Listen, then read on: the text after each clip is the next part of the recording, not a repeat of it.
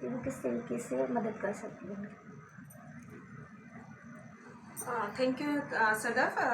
मैं सबसे पहले तो रोज़न का थैंक्स अदा करना चाहती हूँ कि हर फोरम पर रोज़न अपनी सर्विसेज प्रोवाइड की हैं उन ख़वातीन के लिए जिनका कोई वाली वारिस नहीं होता है, या वो ख़वातीन जो माली तौर पे कोर्ट की फ़ीसेस अफोर्ड नहीं कर सकती, या वो ख़वातीन जिनको इदारों तक रसाई नहीं है। वो अपने इस तरीके के प्रोग्राम्स करके ख़वातीन को शऊर और आगाही देती हैं कि वो वहाँ पर दारुल अमान में आ जाएँ, वुमेन कंप्लेंट सेल में आ जाएँ या सेफ़ हाउस में आ जाएँ, और वहाँ पे उनकी ना सिर्फ कानूनी मामलत की जाए बल्कि उनकी काउंसलिंग भी की जाए, उनकी शख्सियत को निखारा जाए, और जिस तरीके की वो ट्रॉमा में या डिप्रेशन के अंदर होती है उनसे उनको बाहर निकाला जा सके।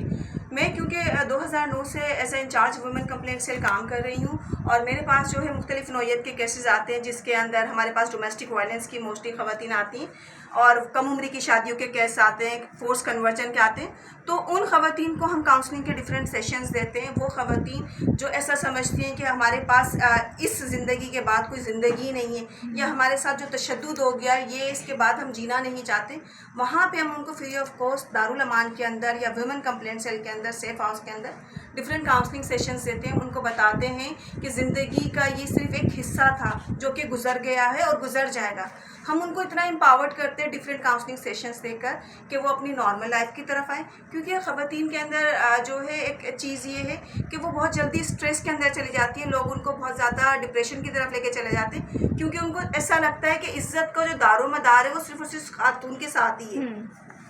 लेकिन हमारा जो पर्पज़ होता है हमारी जो काउंसलिंग सेशन का, वो ये होता है कि हम उनकी पर्सनैलिटी डेवलपमेंट करें। वो किस तरीके से, लेट सपोज कोई सर्वाइवर हमारे पास कंप्लेंट से लाया है और उसने अपना केस हमारे पास इंदराज किया है, उसके बाद हमारी कोशिश ये होती है कि हम उस खातून को रिकन्सिलेशन की तरफ लेके जाएँ, दोनों पार्टीज़ को बिठा के डायलॉग्स किए जाए, बातचीत की जाए, क्योंकि हमारे यहाँ पे जो है एक जो जहनी तनाव होता है ना, उसको बीमारी तस्वुर नहीं किया जाता। आपके जिस्म के किसी भी एज़ा में अगर कोई तकलीफ़ होती है, आप फ़ौरन से जो है डॉक्टर के पास चले जाते हैं, या कोई भी मेडिसिन लेते हैं कि मुझे सर दर्द है या पाँव में दर्द है या कमर दर्द है, तो आपने उसको अपने आप को रिकवर करना होता है कि मैं ये टैबलेट ले लूँ। लेकिन एक खातून जिसको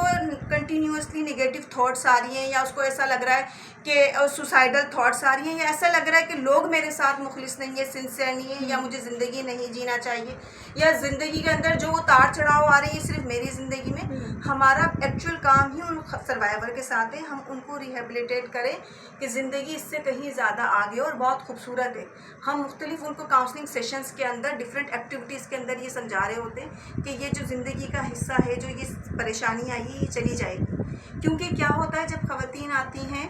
तो उनको ऐसा लगता है कि जो अब ये हम जहाँ पर आ गए ना, अब यहाँ से हम बाहर जाएंगे, लोग हमारे पास सवालिया निशान लगाएंगे कि ये इस इदारे से होकर आई है, ये इस थाने में गई है, या ये कोर्ट चली गई है, तो अब ये औरत बाकिरदार नहीं है। हम वहाँ पे उनको जो है एक सेशन दे रहे होते हैं कि वहाँ पे वो लोगों के साथ इंटरेक्शन करना सीखे, वो अपनी बात दूसरे तक पहुँचा सके, दूसरे की बात खुद भी समझ सके। देखिए यहाँ पे जो भी लोग हैं ना, चाहे वो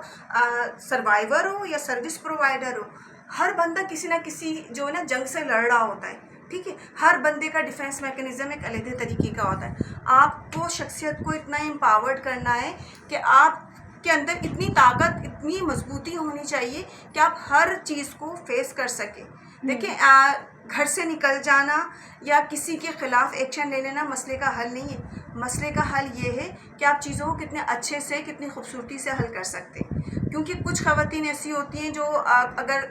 मदद के लिए घर से बाहर निकल आती हैं तो उनके शौहर उनको तलाक की धमकियाँ दे रहे होते हैं कि हम तलाक दे देंगे। वो बजाय इसके कि वो अपने आप को एम्पावर्ड करें, वो मज़ीद जो है स्ट्रेस में चली जाती हैं। तो वहाँ पे हम जो है सिर्फ एक खातून को ही रिहेबिलिटेट नहीं करते, हम खातून के साथ उस मर्द की भी काउंसलिंग कर रहे होते हैं कि ये दोनों हमारी सोसाइटी के अंदर एक पॉजिटिव रोल अदा कर सके। क्योंकि उन दोनों मर्द और खातून के साथ जो बच्चे जुड़े हुए होते हैं वो भी सोसाइटी के अंदर कहीं ना कहीं एक जो है टारगेटेड बन जाते हैं। उनसे भी आप देखते हैं जब फैमिलीज़ के अंदर हम एक अच्छी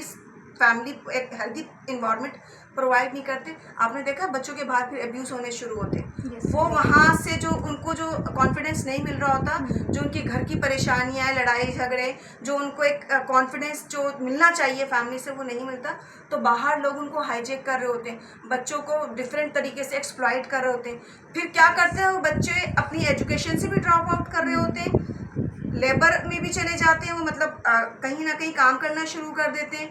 कुछ नहीं तो घरों से भी निकल के वो दूसरे शहरों की तरफ मूव कर जाते हैं। तो मैं समझती हूँ सिर्फ एक सर्वाइवर के लिए ही काउंसलिंग सेशन नहीं होने चाहिए, पर्सनैलिटी डेवलपमेंट के डिफरेंट सेक्शंस नहीं होने चाहिए, सिर्फ उनकी रिहेबिलिटेशन नहीं होनी चाहिए। हमारी सोसाइटी के हर फर्द को काउंसलिंग की ज़रूरत है, क्योंकि जो हमारी सोसाइटी का भी जो चल रहा है ना, जिस सिनेरियो में हम चल रहे, जो महंगाई से लोग परेशान हुए हैं, बेरोज़गारी से हुए हैं, उसकी वजह से भी बहुत सारे इश्यूज़ हो रहे हैं।